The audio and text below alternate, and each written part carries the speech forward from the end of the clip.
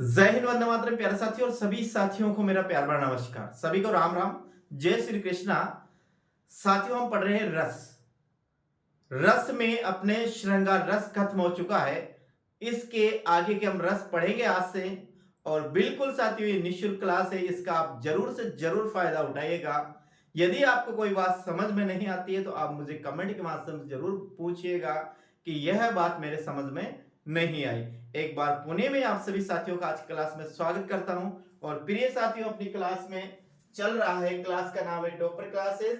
और इसमें साथियों अपना चल रहा है, क्या चल रहा है, अभी चल रहा है साथियों, काव्य शास्त्र चल रहा है साथियों।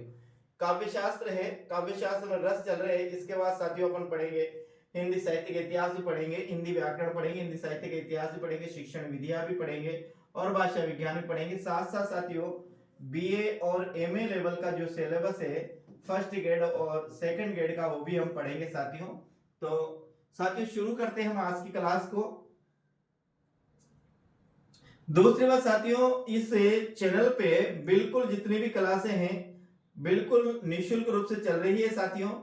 और आप बिल्कुल साथियों सेकंड ग्रेड या फर्स्ट ग्रेड की या रीड की जो भी आप तैयारी कर रहे हैं साथियों, बहुत बेहतरीन रूप से करिएगा। क्योंकि ऐसा मौका बार बार नहीं आता है। एक बार मौका हाथ से निकलने के बाद दोबारा नहीं आता है साथियों। इसलिए इसका बिल्कुल आप फायदा उठाइए। वैकेंसी उम्मीद जताई जा रही है कि आपकी वैकेंसी बहुत जल्द आपको देखने को मिलेगी साथियों। तो आज हम पढ़ने वाले हैं साथियों, क्या पढ़ेंगे? श्रृंगार रस तो अपना खत्म हो चुका था। श्रृंगार से दोनों पक्ष यानी कि संयोग श्रृंगार और वियोग श्रृंगार बिल्कुल खत्म हो चुके हैं। इसके बाद जो अगला रस आता है साथियों, अपना अगला रस आता है हास्य रस। ये इस हास्य रस के विषय में पढ़ेंगे। पहले बात तो हास्य रस क्या है, अपन इसके बारे में थोड़ी सी बात करते हैं साथियों। क्योंकि विभाव भी पढ़े अपन ने, स्थायी भाव भी पढ़े। स्थायी भावों की संख्या 9 है साथियों। इसके पहला अपन एक रस पढ़ा है श्रृंगार रस। और श्रृंगार रस का जो स्थायी भाव है रति है। और रति का अर्थ होता है साथियों प्रेम। रति का अर्थ होता है प्रेम साथियों। अब देखिए हम बात करते हैं आज हास रस की। विभाव हास्य रस का जो स्थायी भाव होता है साथियों, वो क्या होता है? हास रस का स्थायी भाव होता है हास्य रस होता है साथियों। तो देखिए विभाव अनुभाव वे संचारी भावों के संयोग से परिपुष्ट हास्य नामक स्थायी भाव भी हास्य रस कहलाता है। यानी कि विभाव अनुभाव और वेविचारी भावों से या संचारी भावों से जब मानव हृदय में हास्य रस की परिपुष्टि होती है, हास्य नामक स्थायी भाव यदि जागृत होता है, उसका जागरण होता है साथियों, तो वहां पर हास्य रस होता है। यानी कि साथियों पठन पाठन श्रवण अथवा दर्शन से यदि सहृदय सामाजिक के हृदय में जो हास्य रस नामक स्थायी भाव होता है, यदि उसका जागरण होता है, यदि उसकी परिपुष्टि होती है साथियों, यदि वह परिपुष्ट होता है, यदि वह जागृत होता है, कौन? हास्य रस। किसके? किसी काव्य पंक्ति को देखने, सुनने, पढ़ने अथवा श्रवण से साथियों, यदि हमारे हृदय में स्थायी भाव जिसका नाम है हास्य रस, यानी कि हास्य रस नामक स्थायी भाव का यदि जागरण होता है, तो वहां पर हास्य रस होता है साथियों। कहां पर? ये एक विकृत आकार हो सकता है, वाणी हो सकती है, वेशभूषा हो सकता है। यानी कि जो भी अपना आलंबन होगा साथियों, उस आलंबन का विकृत आकार हो सकता है, उसकी वाणी अजीब वाणी हो सकती है साथियों, या बेढंगी वाणी हो सकती है, बेढंगी वेशभूषा हो सकती है, या इन सभी कारणों से यदि अपन के हृदय में जो हास्य नामक स्थायी भाव का जागरण हो साथियों, तो वहां पर हास्य नामक स्थायी हास्य नामक रस होता है साथियों। जैसे यहां पर एक पंक्ति है, हंसी हंसी भाजे देखी दुल्हा दिगंबर को पावनी से आवे हिमाचल के ऊंचाओं में। ये काव्य पंक्तियां साथियों पद्माकर की। किसकी है साथियों? ये काव्य पंक्तियां है पद्माकर की। यहां पर पद्माकर ने भगवान शिव सब बारात लेकर माता पार्वती के माता पार्वती से विवाह करने जाते हैं हिमालय में साथियों, तो वहां पर उस समय का यहां पर वर्णन किया है। यानी कि जितने भी वहां के निवासी थे हिमालय के, उन्होंने सोचा होगा कि दुल्हा बड़ा अच्छे वस्त्र पहन कर आएंगे, लेकिन जैसे ही वहां पर देखा किसके? हंसी हंसी बाजे देखे दुल्हा दिगंबर को, या दिगंबर जो शब्द है इसका अर्थ है भगवान शिव को जैसे उन्होंने देखा। किसको? भगवान शिव को जैसे उन्होंने देखा साथियों ने। दिगंबर का मतलब होता है दिक प्लस अंबर। अंबर का मतलब है साथियों आकाश भी होता है, एक क्या होता है? वस्त्र भी होता है। दिक को मतलब दिशा, जिनकी दिशा ही क्या है? वस्त्र है साथियों, जिनकी दिशा ही क्या है?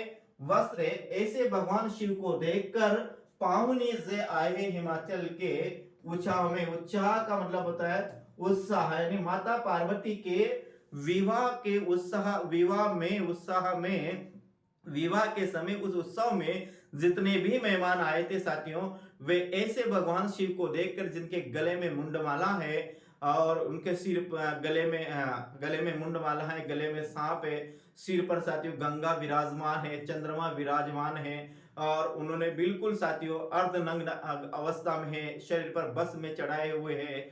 ऐसे को जब देखते हैं साथियों तो उनकी भावनाओं के विपरीत, उनके विचारों के विपरीत, उनकी कल्पना के विपरीत एक दूल्हा देखने को मिलता है। उस दूल्हे को देखकर साथियों वह हंसते हैं साथियों। तो जहां पर यदि हास्य या हंसी आती है कोई भी काव्य पंक्ति को सुनने से, कोई भी काव्य पंक्ति को देखने से, कोई भी काव्य पंक्ति को पढ़ने से साथियों, यदि हास्य नामक स्थायी भाव का जागरण होता है तो वहां पर क्या होता है? स्थायी वहां पर होता है हास नामक रस साथियों। और रस क्या है? जिसको हम लौकिक भाषा में क्या कहते हैं साथियों? लौकिक भाषा में जिसे हम आनंद कहते हैं, लौकिक भाषा में जिसे हम मजा कहते हैं, साहित्य में साथियों उसे क्या कहा जाता है? काव्य शास्त्र में उसे क्या कहा जाता है? उसे ही रस कहा जाता है। तो जिन काव्य पंक्तियों से यदि साथियों हमें आनंद प्राप्त होता है, हमें मजा प्राप्त होता है, मजा आता है, तो उस मजे को और आनंद को ही काव्य शास्त्र में रस नाम से जाना जाता है साथियों। तो यहाँ पर अपन पढ़ रहे क्या पढ़ रहे? हास रस पढ़ रहे, जिसका स्थायी भाव क्या है? इसका स्थायी भाव है साथियों हास से। क्या है स्थायी भाव? क्या होते हैं स्थायी भाव साथियों? मानव हृदय में ये जन्मजात होते हैं, जन्मजात होते हैं, जीवन पर्यंत विद्यमान रहते हैं साथियों। जीवन पर्यंत ये मानव हृदय में विद्यमान रहते हैं। किस रूप में रहते हैं साथियों?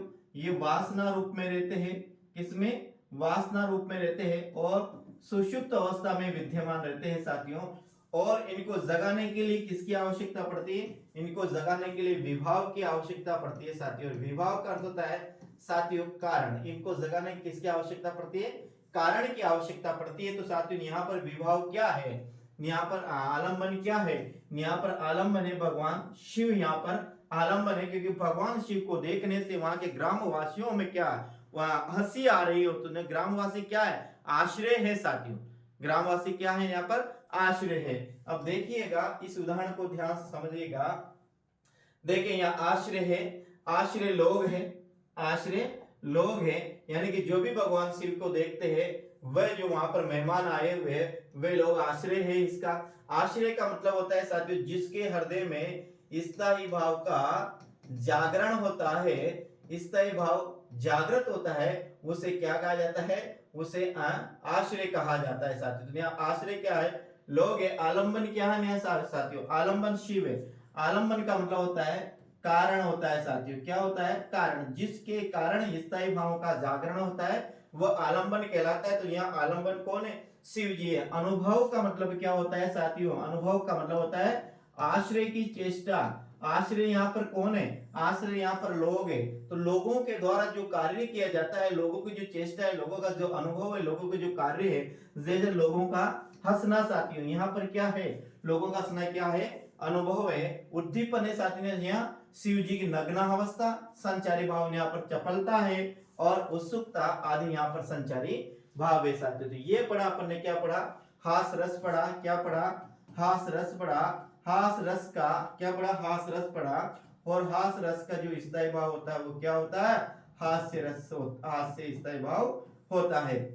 यानी जिन काव्य पंक्तियों को देखने, जिन काव्य पंक्तियों को सुनने पढ़ने से यदि अपने हृदय में, अपने चित्त में, अपने अंतःकरण में यदि हास्य नामक स्थायी भाव का जागरण होता है तो वहां पर क्या होता है साथियों? हास नामक रस होता है। इसका आप अधिक से अधिक उदाहरण पढ़िएगा साथियों। इसके लिए मैंने आपको पहले भी देखा, मैं आपको इन उदाहरणों के लिए दो आपको किताब बताता हूं साथियों। एक है साथियों अलंकार परिजात है। क्या है? अलंकार परिजात है। जो साथियों शायद इसके राइटर हैं नरोत्तम शर्मा। कौन है? नरोत्तम शर्मा। छोटी सी किताब आती है। एक साथियों आप लेना लक्ष्य की पासबुक साथियों, जो सेकंड ग्रेड से है और फर्स्ट ग्रेड के नाम से आती है। यदि इन दोनों किताबों के उदाहरण भी आपको याद है, आपने उसको पढ़ रखा है, तो साथियों मैं मानता हूं कि लगभग लगभग आपका काव्य शास्त्र में कोई भी प्रश्न इससे बाहर जाने वाला नहीं है। नहीं समझ में आता है तो आप मुझे कमेंट के माध्यम से बताइएगा, मैं अगले क्लास में उसे वापस रिपीट करने की या उसे समझाने की पूरी कोशिश करूंगा साथियों। अगला प्रश्न की बात करते हैं साथियों, अगले रस की बात करते हैं तो अपना अगला रस आता है रौद्र रस। क्या आता है साथियों? अगला रस आता है यहाँ पर रौद्र रस। और रौद्र रस का जो स्थायी भाव है साथियों वो क्या है? क्रोध है। रौद्र रस का स्थायी भाव है वो क्या है? क्रोध है। रौद्र रस का स्थायी भाव क्रोध। रौद्र रस का स्थायी भाव विभाव अनुभव व्यभिचारी भावों के संयोग से परिपुष्ट क्रोध नामक स्थायी भाव को रौद्र रस कहा जाता है। यहाँ जहां पर आपको देखने सुनने पढ़ने लिखने से अपने हृदय में विद्यमान, अपने अंतःकरण में विद्यमान यदि क्रोध नामक स्थायी भाव का जागरण होता है प्रिय साथियों, तो वहां पर क्या होता है? वहां पर रौद्र रस होता है साथियों। जैसे उदाहरण की बात करते हैं यहाँ पर, तो श्री कृष्ण के सुनकर वचन अर्जुन क्रोध से जलने लगे। श्री कृष्ण के वचन सुनकर अर्जुन क्रोध से जलने लगे। सब शोक अपना भूलकर करतल युगल मलने लगे। देखिए साथियों यह शोक है। इस शोक का अर्थ होता है साथियों मृत्यु के समय उत्पन्न होने वाला जो दुख है उसे इस शोक का नाम जाता है। एक ये शोक होता है साथियों जिसमें दो मात्रा होती है। इस शोक का अर्थ होता है लत होता है साथियों, बुरी आदत होता है साथियों इस शोक का। तो देखिएगा श्री कृष्ण के सुनकर वचन अर्जुन क्रोध से जलने लगे। सब शोक अपना भूलकर करतल युगल मलने लगे। देख संसार देख अब हमारे शत्रु रण में मृत पड़े हैं, करते हुए ही घोषणा हो गए उठकर खड़े हैं। यानी कि जब श्री कृष्ण भगवान अर्जुन को गीता का सार देते हैं तो फिर अर्जुन युद्ध के लिए तत्पर होते हैं और उनको क्रोध आता है और क्रोध में बोलते हैं कि श्री कृष्ण के सुनकर वचन अर्जुन क्रोध से जलने लगे। सब शोक अपना भूलकर करतल युगल मनने लगे। करतल का मतलब है साथियों हाथ, तल का मतलब हथेलियां। वे अपने युगल का मतलब दोनों हथेलियां जोड़ा, अपने दोनों हथेलियों को जोर से मलने लगे। उनको क्रोध आ गया साथियों और फिर कहते हैं संसार देख हम हमारे शत्रु रण में पड़े हैं। देख संसार हमारे शत्रु अब रण में पड़े हैं, करते हुए ही घोषणा वो गए उठकर खड़े हैं साथियों। तो ये इसका है क्या है उदाहरण। मैं देखते हैं आश्रय क्या है साथियों। यहाँ पर आश्रय की बात करते हैं तो अपने यहाँ पर जो आश्रय है वो अर्जुन है। आश्रय है वो क्या है? अर्जुन है। आश्रय का मतलब है जिसके हृदय में रस का जागरण होता है वो क्या कहलाता है प्रिय साथियों? वह आश्रय कहलाता है। अर्जुन क्या है? आश्रय। आलंबन क्या है? कौरवों का हर्ष। कौरवों का हर्ष यहाँ पर आलंबन है, यानी कौरव जो हर्ष कर रहे हैं उल्लास कर रहे हैं वो क्या है यहाँ पर साथियों? मस्ती कर रहे हैं, उमंग भर रहे, वो उनका क्या है? आलंबन है। उद्दीपन क्या है? श्री कृष्ण भगवान के वचन उद्दीपन है साथियों। उद्दीपन क्या है? श्री कृष्ण भगवान के अनुभव क्या? अर्जुन की चेष्टा है। अनुभव क्या है? अर्जुन की चेष्टा है। संचारी भाव क्या है साथियों? अमर्ष उग्रता और गर्व आदिन्या। गर्व आदिन्या क्या है? क्या है ये संचारी भाव है। संचारी भाव की संख्या कितनी होती है? संचारी भाव की संख्या होती है साथियों 33। संचारी का मतलब है जो संचारित होते रहते हैं, कैसे? पानी के बुलबुलों की तरह कभी उड़ते हैं कभी फिर क्या होते हैं? समाप्त हो जाते हैं साथियों। उनको संचारी भाव कहते हैं। और संचारी भावों का एक और नाम है व्यभिचारी भाव। व्यभिचारी भाव क्या है साथियों? व्यभिचारी भाव। व्यभिचारी का मतलब भाव का अर्थ होता है जिसका कोई स्थायी धर्म नहीं होता है, जिसका कोई स्थायी निवास नहीं होता है, उनको व्यभिचारी कहा जाता है साथियों। तो यहां देखिए आश्रय अर्जुन है। आलंबन साथियों कौरवों का हर्ष यानी कारण है, उद्दीपन श्री कृष्ण भगवान के वचन है, अनुभव अर्जुन की चेष्टा है साथियों। अनुभव कहा जाता है आश्रय की चेष्टाओं को, अनुभव कहा जाता है आश्रय की चेष्टाओं को। यहाँ पर आश्रय क्या है, यहाँ पर आश्रय भगवान, आश्रय क्या है, यहाँ पर अर्जुन है, तो अर्जुन की चेष्टा है क्या कहलाती है यहाँ पर, अर्जुन की चेष्टा क्या कहते हैं, अनुभव कहते हैं। और यहाँ पर संचारी भावों की बात करते हैं तो अमर्ष, उग्रता और गर्व आदि क्या है, गर्व क्या है, इनके संचारी भाव है साथियों। आगे हम बात करते हैं साथियों, तो आगे अगला रस आता है अपना भयानक रस आता है। क्या आता है, भयानक रस आता है। और भयानक रस का जो स्थायी भाव होता है वो क्या होता है, भयानक रस का जो स्थायी भाव होता है वो क्या होता है साथियों, भय, और जिसे साधारण भाषा में क्या कहते हैं, डर। यानी जिन काव्य पंक्तियों को सुनने, पढ़ने अथवा किसी नाटक को देखने से सहृदय सामाजिक हृदय में यदि डर नामक स्थायी भाव का जागरण होता है, किसका, डर नामक स्थायी भाव का जागरण होता है प्रिय विद्यार्थियों, तो वहां पर कौन सा होता है, भयानक रस होता है। और भयानक रस का जो स्थायी भाव होता है वो क्या होता है, भय भयानक रस का स्थायी भाव होता है, जिसे हम साधारण भाषा में क्या कहते हैं, डर कहते हैं साथियों। तो विभाव, अनुभव और व्यभिचारी भावों के संयोग से, भावों के, यहाँ भावों के संयोग से परिपुष्ट हुए भय नामक स्थायी भाव भयानक रस कहलाता है। यानी कि विभाव, अनुभव और व्यभिचारी भावों के संयोग से परिपुष्ट भय नामक स्थायी भाव को क्या कहा जाता है, भयानक रस कहा जाता है। यानी जहां पर इस प्रकार की पंक्तियां सुनते हैं या इस प्रकार की पंक्तियां पढ़ते हैं या ऐसा दृश्य देखते हैं या ऐसा दृश्य अपने सामने उपस्थित हो जाता है कि साथियों हमारा हृदय कांपने लग जाता है, हमारा हृदय डरने लग जाता है, हृदय में डर नामक स्थायी भाव उत्पन्न हो जाता है, तो वहां पर क्या होता है, भयानक नामक स्थायी भयानक नामक रस होता है। जैसे एक पंक्ति आती है साथियों, एक एक उदाहरण, ज्यादा उदाहरण लेंगे तो क्लास लंबी हो जाएगी, इसके लिए साथियों आप अन्य पुस्तकों का सहारा लीजिए। एक और अजगरी लखी, एक और मरगराज, विकल बटो ही बीच ही परियो मूर्छा खाए साथियों। यहां पर देखो एक राहगीर है, एक बटोही का मतलब राहगीर है, वह निकल जा रहा है अपने रास्ते पे मार्ग में साथियों, तो उसने एक और तो अजगर को देखा, लखिया होता है साथियों देखा, एक और उसने अजगर को देखा, एक और मृगराज यानी कि एक तरफ सिंह को देखा, यानी कि उसके आगे सिंह, जिसके कहते हैं आगे कुआर पीछे खाई, आगे कुआर पीछे खाई, यही स्थिति साथियों विकल यानी व्याकुल बटोही यानी राहगीर की वही स्थिति होती है कि उसके एक और अजगर है, उसके एक और क्या है, मृगराज है, जाए तो किधर जाए, वो अपने सोच लेता है कि मेरा मरण निश्चित है साथियों, तो वह अजगर को और शेर को देखकर डर जाता है, विकल हो जाता है, तो बीच में क्या मूर्छा खाकर मूर्छित हो जाता है साथियों। क्या हो जाता है, मूर्छित हो जाता है, किसके कारण, मृगराज के अजगर के कारण। देखिएगा, एक और अजगर लकी, एक और मृगराज, विकल बटे हुए बीच में ही पड़ी वो मूर्छा खाए साथियों। तो यहां पर किसका, भय नामक स्थायी भाव का जागरण हो रहा है, किसका, भय नामक स्थायी भाव का जागरण हो रहा है प्रिय साथियों। तो यहाँ पर कौन सा रस है, यहाँ पर भयानक रस है। क्या है यहाँ पर, भयानक रस है। अब देखिए साथियों इसमें आश्रय कौन है, इसमें आलंबन कौन है, देखिए साथियों समझने की कोशिश करिएगा। देखिए पहली बात तो देखिए ना साथियों, आश्रय कौन होता है, जिसके हृदय में स्थायी भावों का क्या होता है, जागरण होता है। किसके हृदय में किसका जागरण होता है, जिसके हृदय में स्थायी भावों का क्या होता है, जागरण होता है, वो क्या कहलाता है, आलंबन कहलाता है। विभाव क्या होता है साथियों, विभाव कारण होता है। विभाव को दो भागों में बांटा गया, एक आलंबन विभाव है और एक साथियों उद्दीपन विभाव है।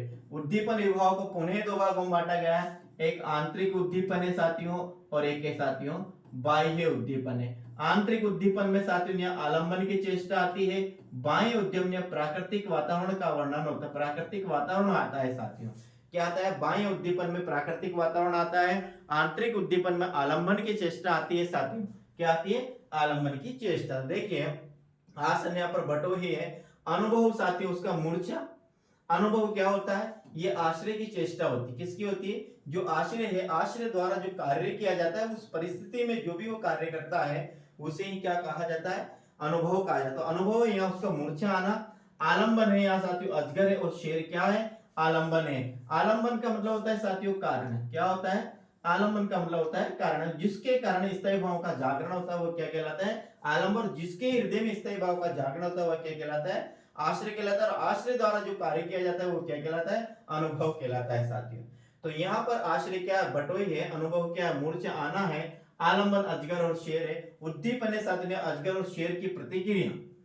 उद्दीपन क्या है? अजगर और शेर की प्रतिक्रिया है। ये जो अजगर और शेर की जो आलंबन की जो प्रतिक्रिया होती है उससे साथियों आंतरिक उद्दीपन कहा जाता है। क्या कहा जाता है? आंतरिक। और बाह्य उद्दीपन मान लीजिए कि उस तरह का जो बिल्कुल सुनसान वातावरण, क्या होता है साथियों? सुनसान वातावरण, आसपास आपको दो कोई रक्षा करने वाला नहीं मिला या डरावना जो वातावरण है वो बाह्य उद्दीपन कहलाता है। संचारी भाव यहाँ पर बे है, सोवेल है और कंप है साथियों। ये क्या है? यहाँ पर संचारी भाव है या सात्विक भाव है साथियों। तो ये अपन ने पढ़ा है, क्या पढ़ा? अपन ने पढ़ा है साथियों भयानक रस साथियों। आगे देखते हैं, आगे अपना कौन सा रस आता है? आगे आता है साथियों अद्भुत रस। क्या आता है? अद्भुत रस। अद्भुत जो रस है, इस अद्भुत रस का जो स्थायी भाव है साथियों वो क्या है? विस्मय या आश्चर्य है। क्या है? विस्मय है, विस्मय या फिर क्या साथियों? आश्चर्य है। आश्चर्य इसका स्थायी भाव है। किसका? अद्भुत रस का। यानी विभाव अनुभव वे संचारी भावों से परिपुष्ट विस्मय या आश्चर्य। यहां पर क्या लिख सकते हैं? आश्चर्य भी लिख सकते हैं। विस्मय या आश्चर्य नामक स्थायी भाव का जागरण नामक स्थायी भाव ही क्या कहलाता है? अद्भुत रस कहलाता है साथियों। क्या? विभाव अनुभव संचारी भावों से परिपुष्ट विस्मय नामक स्थायी भाव ही क्या कहलाता है? विस्मय नामक स्थायी भाव ही अद्भुत रस कहलाता है।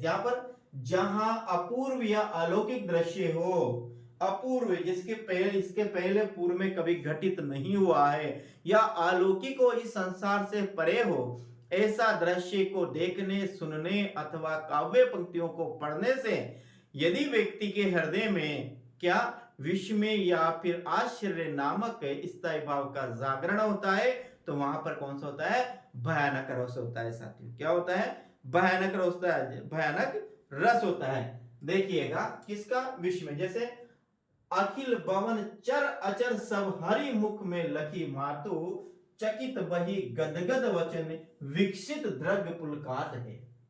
विकसित द्रग पुलकात है। अखिल भवन चर अचर, अखिल भुवन है साथियों। अखिल क्या है? अखिल भुवन चर अचर सब हरि मुख में लखी मातु, चकित बही गदगद वचन विकसित द्रग पुलकात है। यहाँ पर वर्णन है साथियों किनका? मैया माता यशोदा और भगवान श्री कृष्ण के वर्णन है। जब भगवान श्री कृष्ण घुटनों के बल चलते थे तो आंगन में जाकर मिट्टी खा रहे थे। माँ ने बार बार मना किया, यशोदा ने बार बार मना किया, हे लाला आप मिट्टी को मत खाइए। लेकिन भगवान श्री कृष्ण नहीं मानते क्योंकि उन्हें लीला का प्रदर्शन करना था। उनको माँ को अपना वास्तविक सत्य बताना था, प्रकट करना था। भगवान तो भगवान होते साथियों, उनकी लीला का कोई पार नहीं है। तो वो माँ जैसे माँ कहती है कि है, माँ उनसे मुंह से मिट्टी निकालने लगती है, उनसे कहती है खोल तेरा मुंह खोल, तेरी मिट्टी को मैं बाहर निकालती हूँ। बार बार मना कर रही हूँ लेकिन हे लाल तो फिर भी मिट्टी खाई जा रहा है। इस कर माता बड़ा यत्न से, बड़े प्रयत्न से भगवान श्री कृष्ण के मुंह को खोलती है। तो भगवान श्री कृष्ण फिर क्या करते हैं? जैसे भगवान श्री कृष्ण ने अपने मुख को खोला तो माता को क्या हुआ? आश्चर्य हो गया। माता विस्मय में पड़ गई क्योंकि माता ने ऐसा आज तक नहीं सोचा था कि ये मुझे क्या दिखाई दे रहा है। ये वही जो माता को इस प्रकार से दिखाई देता है कि क्या दिखाई देता है माता को? अखिल यानी पूरा, भुवन यानी संसार, अखिल यानी पूरा, भुवन यानी संसार, चर यानी सजीव, अचर यानी निर्जीव सब है। यानी कि पूरे संसार को, सजीव निर्जीव समस्त संसार को माता भगवान श्री कृष्ण के मुख में देखती, हरि मुख में लखी मातु, लखिया ने देखा। जैसे माँ ने भगवान श्री कृष्ण के मुख को खोला, प्रिय विद्यार्थियों साथियों, तो क्या हुआ? माँ जैसे खोला तो माता ने भगवान श्री कृष्ण के मुख में समस्त ब्रह्मांड को देखा। उसमें जड़ भी थे तो चेतन भी थे। चर्बी था तो अचर भी था, यानी कि करोड़ों करोड़ों कोटि कोटि सूर्य का उसमें दर्शन हुआ, कोटि कोटि चंद्रमा का उसमें दर्शन हुआ साथियों। यक्ष गंधर्व किन्नर मानव दानव देवता राक्षस जितने भी प्राणी थे साथियों, सब प्राणियों का वहां पर दर्शन हुआ। किसको? माता यशोदा को दर्शन हुआ। तो माता यशोदा चकित भई, चकित हो गई, आश्चर्य में पड़ गई। किसमें पड़ गई? आश्चर्य में पड़ गई, चकित हो गई, आश्चर्य भई, गदगद वचन, और वे अपने गदगद वचनों से बोलने, गदगद वचनों से निकलने लगे। विकसित द्रव्य, उनके द्रव्य नेत्र लोचन, नेत्र द्रव्य लोचन, नेत्र नयन आंखें साथियों, उनकी आंखें क्या हो गई? बड़ी बड़ी आंखें, ऐसे बड़ी बड़ी आंखें हो गई। उनकी आंखों को फाड़ कर देखा कि मैं क्या देख रही हूँ, मेरे पुत्र के मुंह में मैं क्या देख रही हूँ। और वह पुलकात रोमांचित हो जाते हैं, उनके शरीर के जितने भी रोम थे सब रोम खड़े हो जाते हैं। इस प्रकार से साथियों वे क्या होती है? भय में, आश्चर्य में पड़ जाती है। तो जहां पर भय नामक, आश्चर्य नामक या विश्व नामक स्थायी भाव का जागरण होता है मेरे साथियों, तो वहां पर भयानक नामक स्थायी भाव होता है। क्या होता है? ये भयानक, भयानक नामक स्थायी भाव, विश्व में या आश्चर्य नामक स्थायी भाव होता है। और वहां पर क्या होता है? अद्भुत रस होता है। अब यहाँ देखते हैं, यहाँ पर आलंबन कौन है साथियों, और यहाँ पर विभाव कौन है, अनुभव कौन है, और संचारी भाव कौन है। तो देखिएगा प्रिय साथियों, यहाँ पर अपन आश्रय की बात करते हैं। तो आश्रय क्या है? माता यशोदा। आश्रय का मतलब क्या है? जिसके हृदय में, क्या पुनः देखिएगा, आश्रय किसे कहते हैं? जिसके हृदय में किसका होता है? स्थायी भावों का जागरण होता है प्यारे साथियों, उसे क्या कहते हैं? आश्रय कहते हैं। स्थायी भावों की संख्या कितनी है? स्थायी भावों की संख्या 9 है साथियों। तो रस भी कितने हैं? रस भी कितने हैं? 9 है। अनुभव क्या कहलाता है साथियों? चकित होना। जो आश्रय होता है, आश्रय यानी माता यशोदा, या आश्रय क्या है? माता यशोदा। माता यशोदा का जो प्रतिक्रिया होती है, माता यशोदा का जो कार्य होता है, वही क्या कहलाता है? उसे ही काव्य शास्त्र में अनुभव के नाम से जाना जाता है। चकित होना, गदगद होना, आंखों का विकसित होना, ये क्या है? यहाँ पर ये अनुभव है। आलंबन क्या? भगवान श्री कृष्ण, यानी आलंबन किससे कहते हैं? जिसके कारण, किसके? जिसके कारण क्या होता है? स्थायी भावों का क्या होता है? जागरण होता है प्यारे साथियों, वही क्या कहलाता है?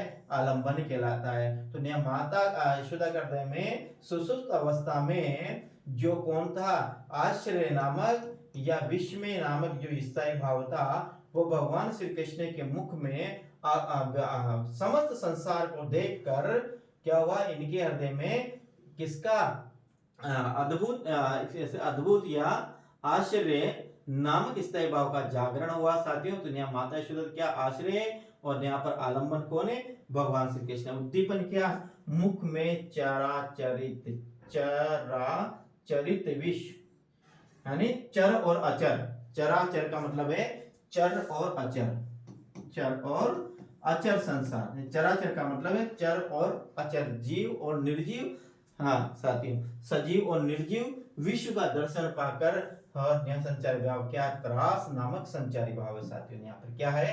त्रास नामक संचारी भाव है। अगला ये अपन ने साथियों आज कितने रस पढ़ ले? आज अपन ने पढ़े 5 रस पढ़ लिए, मतलब कुल 3 रस पढ़े साथियों। तो अपन कल पढ़ने हैं, यहाँ पर कल पढ़ेंगे साथियों। अगला जो रस आता है अपना वीर रस आता है साथियों। क्या आता है? अगला रस कल पढ़ेंगे अपन वीर रस। यदि इसको ज्यादा पढ़ेंगे तो ये कक्षा बड़ी हो जाएगी, क्लास बड़ी हो जाएगी साथियों। तो आज की क्लास को यहीं खत्म करते हैं। आपको क्लास कैसी लगी प्रिय साथियों? कमेंट के माध्यम से जरूर पता कर जाएगा। और आपसे मैं ये आशा और अपेक्षा करता हूँ कि आप मेरी इस क्लास को, इसको आप अधिक से अधिक लोगों के पास शेयर करेंगे साथियों। यही मेरी प्रतिपुष्टि है, यही मेरा फीडबैक है साथियों, कि आप यदि मुझे इस प्रकार से प्रतिपुष्टि या फीडबैक प्रदान करते रहेंगे, मेरी क्लास को शेयर करते रहेंगे साथियों, तो मैं आपको पूरा विश्वास दिलाता हूँ, पूरा काव्य शास्त्र जितना भी मुझे याद है साथियों, इसको हम 10-10 उदाहरण के माध्यम से समझ सकते थे साथियों, लेकिन 10-10 उदाहरणों से ये लंबी क्लास हो जाएगी। मैंने कहा कि आपको और अधिक उदाहरण के लिए साथियों, आपके पास, आप कोई भी बाजार से बहुत सारी किताब आती है साथियों, किसी भी एक बढ़िया सी किताब को खरीदिएगा। और मैं आपने बताया कि बढ़िया सी किताब, मैं तो एक तो मानता हूँ साथियों, जो लक्ष्य पासबुक आती है, ये सेकंड ग्रेड। और साथियों फर्स्ट ग्रेड के नाम से लक्ष्य प्रकाशन मनु प्रकाशन की किताब आती है। किसकी? मनु प्रकाशन की किताब आती है। तो एक तो ये खरीदिएगा। और एक काव्य शास्त्र के लिए आपको मैं बता रहा हूँ कौन सी किताब बताई थी मैंने, अलंकार परिजात नाम से एक और किताब बताई थी साथियों। अलंकार परिजात नाम से एक और किताब बताई थी जिसके लेखक है नरोत्तम शर्मा। क्या है? नरोत्तम शर्मा इसके लेखक। ये दो किताबें खरीद लीजिएगा। बाकी के उदाहरणों को वहां देखिए साथियों। मैं कहता हूं इसके बाहर आपका काव्य शास्त्र संबंधित कोई भी प्रश्न बाहर नहीं जाएगा। यदि साथियों काव्य पंक्तियां नहीं आती है तो इससे यही होता है, यदि काव्य पंक्तियां आती है कोई अन्य उदाहरण आता है तो इन दोनों किताबों के बाहर से आपका कोई भी प्रश्न बाहर नहीं जाएगा साथियों। तो ये आज की क्लास को यही खत्म करते हैं साथियों। एक बार पुनः साथियों चैनल पर पहली बार तो चैनल को जरूर सब्सक्राइब करें, साथ साथ बेल आइकन जरूर दबाइएगा। दूसरी बात साथियों, शेयर क्लास को जरूर शेयर करिएगा साथियों। कौन कौन शेयर करेगा ये मुझे कमेंट के माध्यम से बताइएगा।